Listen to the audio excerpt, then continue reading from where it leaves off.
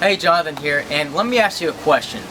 After you've been training and things like that, are you feeling some sort of knee pain? Do you need to rub your knees and stuff whenever, before you go for jumps? Or maybe after a session, you start feeling a little tinge in the front of your knee or on the sides where it just doesn't feel, comfortable. You start to feel a little bit of pain in between days or different sessions.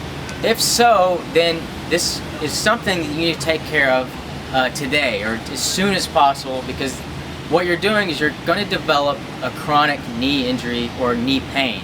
So this is something you want to avoid at all costs, and these are the signs that you're doing something wrong. Now, with knee pain, there's a lot of different factors involved. You're talking about nutrition plays a part, poor sleep, if you're not getting enough sleep, that plays a part. If you're not using good form and technique with your landings and how you're doing squats and things like that, that's another thing that's going to play a factor. And the one we're going to touch on today is not having proper strength.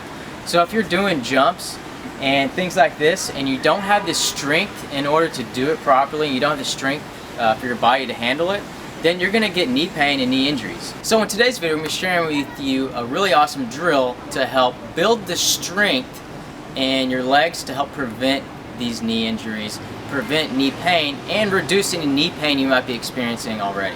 So I'm going to pass it up to Thomas, and he's going to show us the drill. So here's the drill. We're going to gradually increase the strength in our legs and glutes while also developing the technique for specifically taking drops and impact in parkour. So first things first, we're going to start with mastering and performing bodyweight squats, and we'll want to perform 20 consecutive squats with good form before moving on to the next step. So some key points to focus on with your squat is maintaining good alignment and technique. Common mistakes I see in parkour when people are squatting or taking drops is 1. Having the knees tilt inward as they land. This tends to be a common issue with women in parkour, so make sure your legs are shoulder width apart or a little bit wider, and really focus on avoiding those knees bending inward. Have them go straight out in the direction of your toes or even turned out slightly. Another common mistake that causes a lot of knee pain on landings in parkour is having the hips pushed too far forward. What this does is put a lot of the pressure into the knees on impact, so make sure to drop the hips down and back. This way the leg and the butt muscles can absorb that force and impact instead of your knees. So using good form and technique, we're going to perform 20 squats. Go down as far as you can while maintaining balance and good form. The goal is to eventually perform a squat where your butt goes close to touching your heels. This is what we call third world squat.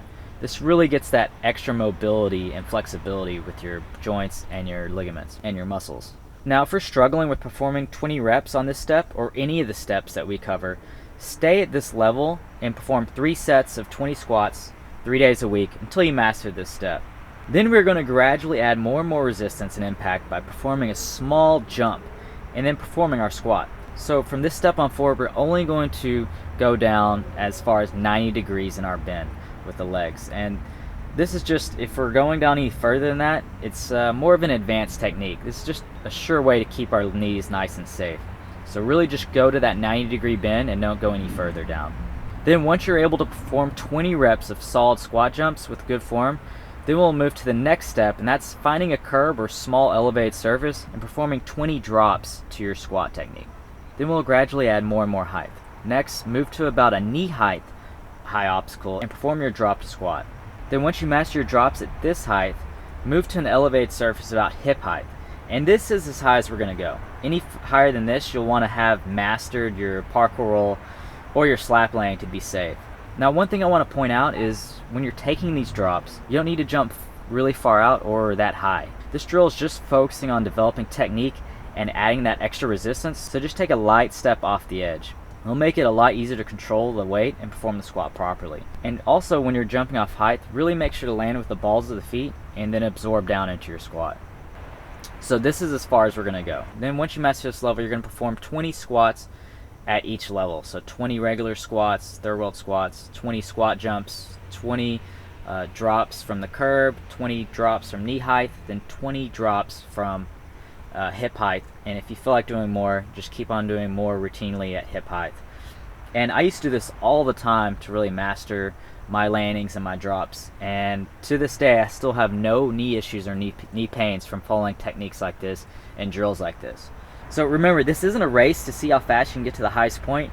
Really take your time on each step, develop your technique and strength, and you'll want to perform 3 sets of 20 squats or drops at each level and be able to do this easily without pain before moving to the next step. So make sure and go out and start trying this drill. This drill is going to help develop your strength and technique to prevent knee injuries and knee pain.